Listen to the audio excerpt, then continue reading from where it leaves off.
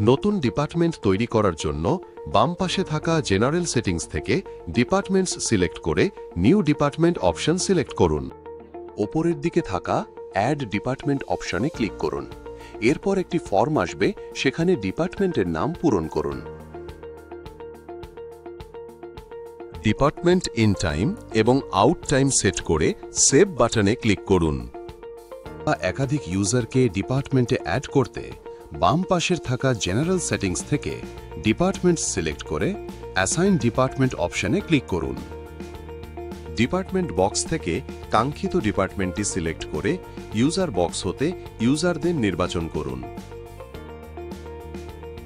Date box হতে starting date select করে save বাটনে ক্লিক করুন। কোনো ডিপার্টমেন্টের তথ্য আপডেট করতে চাইলে ডিপার্টমেন্ট লিস্ট থেকে সেই ডিপার্টমেন্টের পাশে থাকা এডিট আইকনে ক্লিক করুন। একটি ফর্ম ওপেন হবে। প্রয়োজনীয় পরিবর্তন করুন এবং আপডেট বাটনে ক্লিক করুন।